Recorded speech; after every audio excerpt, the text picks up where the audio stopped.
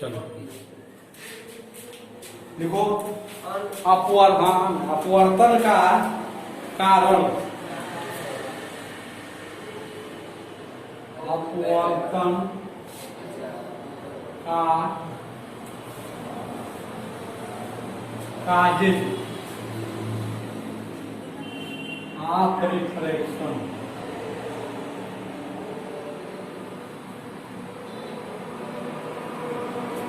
Refraction means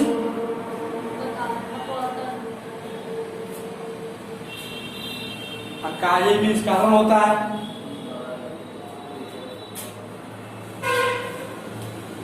अपवर्तन का कारण विभिन्न माध्यमों में, अपवर्तन का कारण विभिन्न माध्यमों में प्रकाश की चाल का भिन्न भिन्न होता है। प्रकाश की चाल का भिन्न भिन्न होता है। होना है तो होना है। हाइगेंस एक वैज्ञानिक थे, ने बताया कि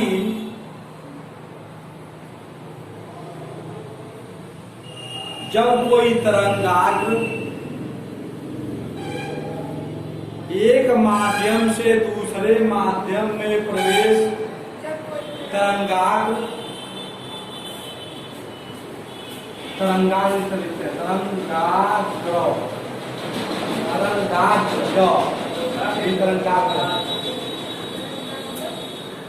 एक माध्यम से दूसरे माध्यम में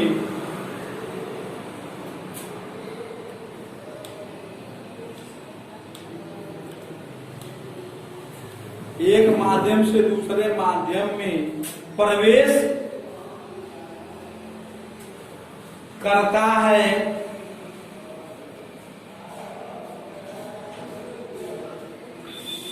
तो इसकी चाल बदल जाती है।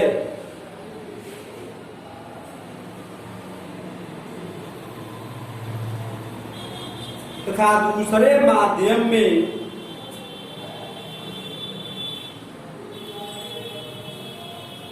तरंगाग्र पहले माध्यम के सापेक्ष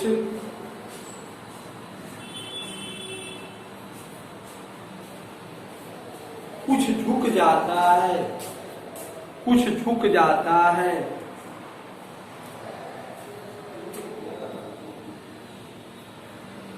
यदि आपतित तथा अपवर्तित तरंगाग्र झुक जाता है। यदि आपतित तथा अपवर्तित तरंगाग्र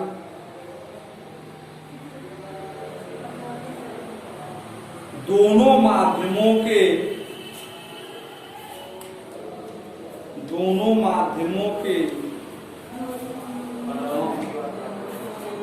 आपतित तथा अपवर्तित तरंगाग्र दोनों माध्यमों के सीमा पृष्ठ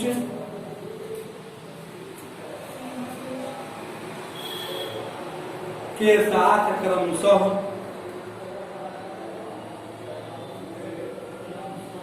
आपतन कोण आई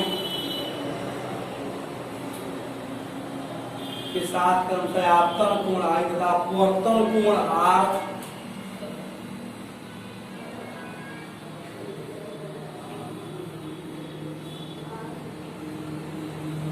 हो तो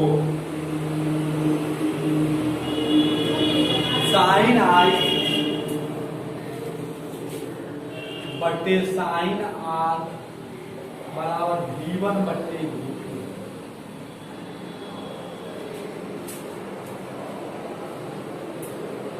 ठीक है, जहां V1 व V2, चलो जहां V1 व V2 क्रमशः पहले व दूसरे माध्यम में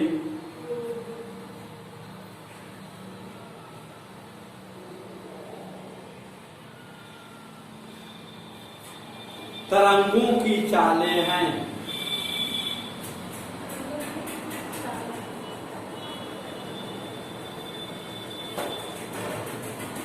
देखो यहाँ ये बताया जा रहा है, अगर मान लो कोई सीमा पृष्ठ है, कोई परावर्तक तल है, दो माध्यमों को अलग कर रहा है, या उसका क्या है समतल, या मान लो माध्यम फर्स्ट है या माध्यम सेकंड है। इसमें जो प्रकाश की चाल है वो V1 है। अभी एक शब्द आया है तरंगाग्र, तो हाइगेंस ने बताया कि तरंगे तरंगाग्र के रूप में चलती है। तरंगाग्र का मतलब बहुत सारी किरण एक साथ चलती हैं। जब किसी सीमा पृष्ठ पर वे टकराती हैं और टकराने के बाद दूसरे माध्यम में जब अपवर्तित होती हैं, या अभिलंब है, अभिलंब से आपतित किरण के बीच कोण आई है और यह कोण आ रहा है अपवर्तन कोण। तो पहले माध्यम में आपतन कोण आई है, दूसरे माध्यम में यह अपवर्तित किरण अभिलंब से आर कोण बनाती है। तो यह तरंगाग्र अगर आगे चलकर हाइगेंस के चक्कर पढ़ाया जाएगा, बताया जाएगा, बहुत सारी किरणें जब आकर के टकराती हैं तो वे दूसरे माध्यम में जैसे ही प्रवेश करती हैं तो किरण सभी की चाल बदल जाती है। माध्यम दूसरा हो गया, मान लो तुम हवा में चल रहे हो बहुत स्पीड से और सामने बहुत तेज पानी आ गया, धारा बह रही है और उसमें भी तुम्हें चलना है, तो चाल वही रहेगी, बदल जाएगी। इसमें चाल अगर V1 है, उसमें चाल V2 है, ठीक है। तो तरंगों की चाल जो है कि जब वेग बदलेगा तो निश्चित है कि कुछ न कुछ झुक जाओगे, उसी समांतर नहीं चलोगे। तो पहले चल रहे थे तो वही झुकाव हो जाता, वही किरणें अपवर्तित हो गए, अपने मार्ग से कुछ मुड़ गए, अपवर्त हो गए, अप हो गए, अपने मार्ग से जिस मार्ग से सीधा जाना चाहिए था, लेकिन सीधा न जाकर दूसरे माध्यम में क्या हो गई, इसको सीधे आ रही थी तो सीधे चले जाना चाहिए ना, लेकिन दूसरे माध्यम जैसे ही जाएगी अपने मार्ग से कुछ क्या हो गई, झुक गई, कुछ झुक गई। तब स्नेल्स ने बताया था जो n इक्वल टू साइन आई बटे साइन आई, या 1n2 बराबर साइन आई बटे साइन आई। तो पहले माध्यम के सापेक्ष अगर माध्यम फर्स्ट है और ये माध्यम सेकंड है, तो पहले माध्यम के सापेक्ष दूसरे माध्यम का अपवर्तनांक 1n2 इक्वल टू साइन आई बटे साइन आर। अब यहां से हम पाएंगे क्या, V1 बटे V2 मीन्स पहले माध्यम में चाल V1 है और दूसरे माध्यम में चाल V2 है, तो दोनों में एक का अनुपात और इसका अपवर्तनांक का अनुपात 1n2 दूसरे के बराबर हो जाएगा, है ना। यहाँ से सूत्र की उत्पत्ति अपवर्तन का कारण ठीक है। तो इसको बना लो, ठीक है। इसको दोनों माध्यमों में दो लाइन करो, दोनों माध्यमों में यदि तरंगाग्र की चालें, दोनों माध्यमों में यदि तरंगाग्र की चालें बराबर हो, दोनों माध्यमों में यदि तरंगाग्र की चालें बराबर हो, अर्थात V1 बराबर V2, अर्थात V1 बराबर V2, तब यहां से क्या हो जाएगा, ये दोनों एक बराबर हो जाएगा तो 1 आ जाएगा, क्या हो जाएगा, 1 कट जाएगा, 1 आ जाएगा। इस स्थिति में हमें क्या मिल जाएगा, साइन आई बटे साइन आर बराबर 1 हो जाएगा, बोलो। और यहां से हम क्या पा जाएंगे, साइन आई बराबर साइन आर। जब ये बराबर हो गया और दोनों साइन है तो आई बराबर आर नहीं आ जाएगा, कोण बहुत छोटा हो जाता है, ठीक है। जब आई बराबर आर आ गया, इसका मतलब क्या हो रहा है, जो अभिलंब से जो कोण यह बना रहा आई, तो इस अभिलंब से भी आर का मान भी बराबर होगा। इट मीन्स यह किरणें क्या होगी, सीधी जाएगी ना, बोलो क्या हो जाएगी, सीधी चली जाएगी, है ना। यहाँ से इसको नोट कर लो, लिखो आई बराबर आर, यहाँ से आता हूँ साइन आई बटे साइन आर बराबर 1 या साइन आई बटे आई बराबर 1। हाँ, इस स्थिति में हम पाते हैं कि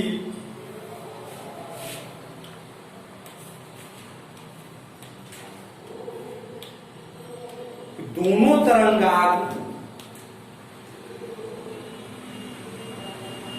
एक दूसरे के समांतर होते हैं।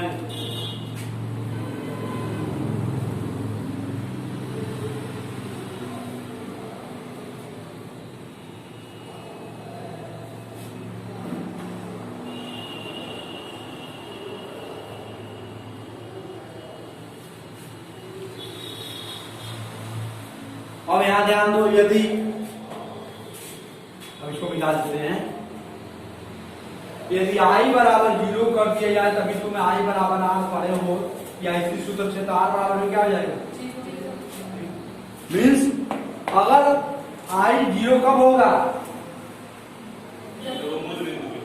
मूल बिंदु होगा। अविलंब नॉर्मल जो हम डाले अविलंब या कोण यहाँ से नाप रहे हो, तो सीधा जब विलंबवत गिरेगी जगह सीमा पृष्ठ जो है, जो दोनों माध्यमों को अलग करता है, उसके सीमा पृष्ठ पर जब प्रकाश किरणें अविलंबवत गिरेंगी, उस स्थिति में आर का मान भी 0 है, तो उसी अविलंब से नीचे चली जाएगी दूसरे माध्यम, है ना। तो यदि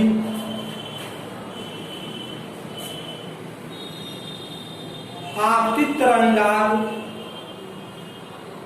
दोनों माध्यमों के सीमा पृष्ठ पर हिलाएगा,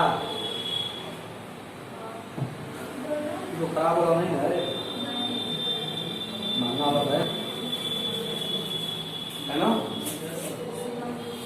आपतित तरंगाग्र, ठीक है, दोनों माध्यमों के सीमा पृष्ठ के समांतर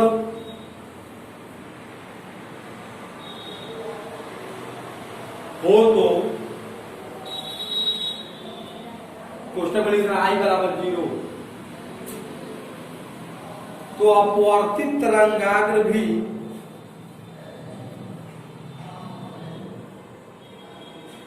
सीमा पृष्ठ के समांतर होगा।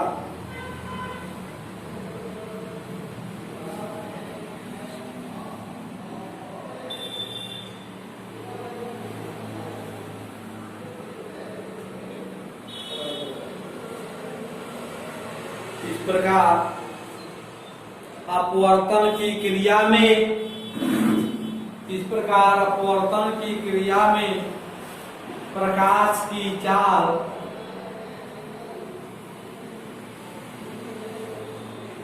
तरंगदैर्घ्य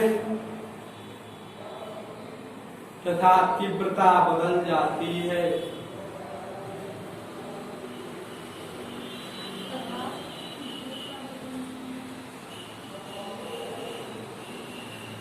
जबकि प्रकाश की आवृत्ति वही रहती है, बदलती नहीं है।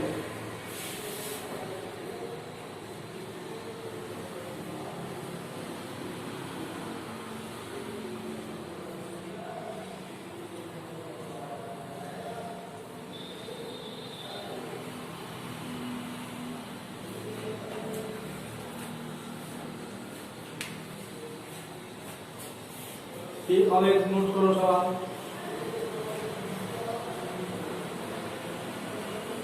एक प्रकाश किरण निर्वात से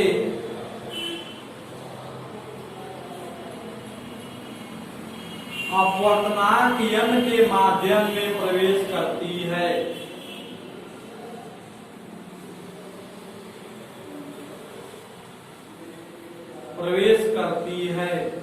अपवर्तन कोण, हाँ अपवर्तनांक तो माध्यम उसका अपवर्तनांक ज्ञान है। अपवर्तन कोण यदि आपतन कोण का आधा है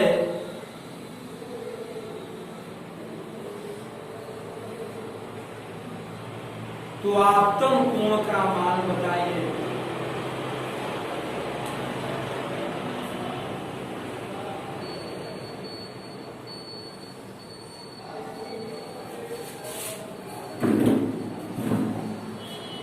खरा अपवर्तन कोण आपतन कोण का क्या है आधा है। मीन्स R बराबर I/2 R बराबर I/2 तो I बराबर क्या हो जाएगा 2R।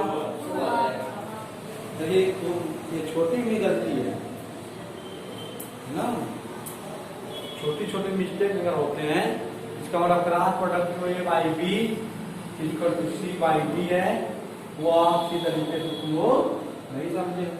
जैसे ही एक और बटे दिखे और दूसरे और एक सिंगल दिखे, डायरेक्ट सिंगल जो है उसके नीचे 1 मान लो अपने मन में, और जिसकी वैल्यू निकालना है उसका मान 1 से मल्टीप्लाई कर दो और इसका मल्टीप्लाई कर दो। सही है? नहीं जानते हो ना, इसीलिए तो बताना पड़ा। अब यहां देखो, हम जानते हैं अपवर्तनांक ज्ञान बराबर क्या होता है। सुनेल का नियम बताओ। साइन आई बटे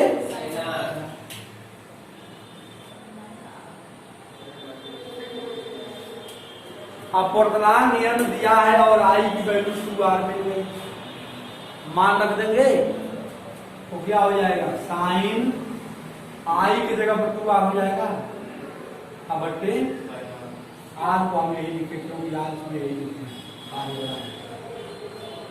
2R या साइन R से 2R बढ़ जाएगा है ना, तो क्या हो जाएगा साइन 2 बटे साइन कैंसिल। अरे फार्मूला लगाएंगे कौन सा साइन 2 थीटा, क्या सूत्र होता है तो बताओ।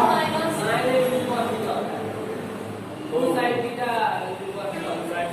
साइन R इंटू कास बटे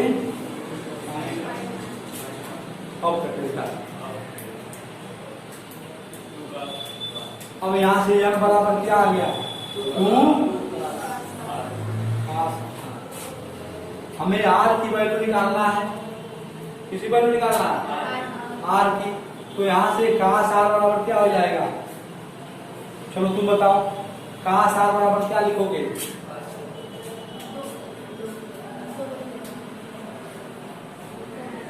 कौन बताएगा। हाँ n/2 देखो यहाँ फिर यहाँ तुम्हारा पहले काम लो गड़बड़ी है वो यहाँ आया।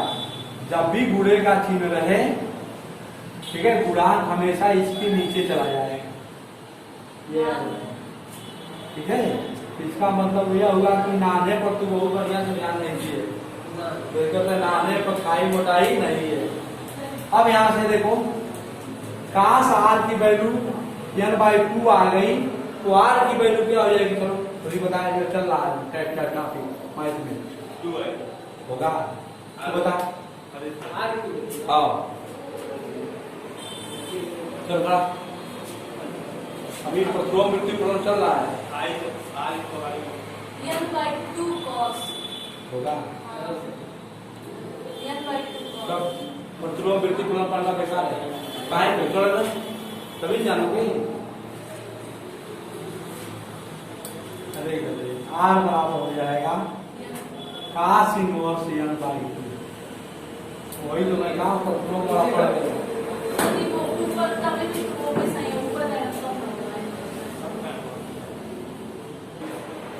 वायु के सापेक्ष जल और कांच के अपवर्तनांक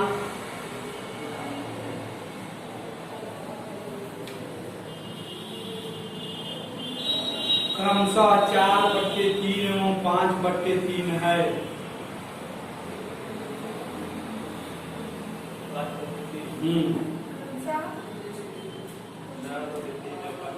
5/3 है। कांच का जल के सापेक्ष, कांच का जल के सापेक्ष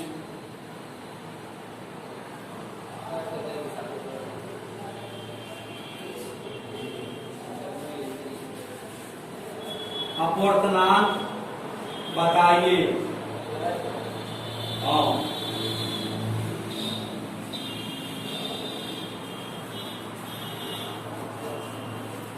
WNG बताना है। पहले जो दिया उसको लिख लो।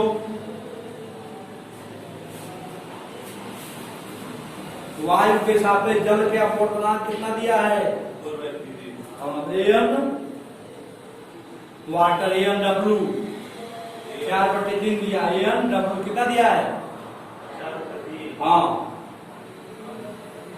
और ANG गिलास जी 5/3। तो कांच का जल के निकालना है तो GNW निकालना है। तो GNW क्या हो जाएगा? ANW बटे AN मान रहे तो आया कितना आ रहा?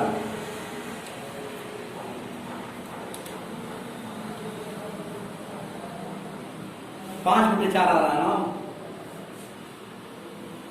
मान रखो उसमें ANW को मान कितना है? 4/3 और 5/3 है।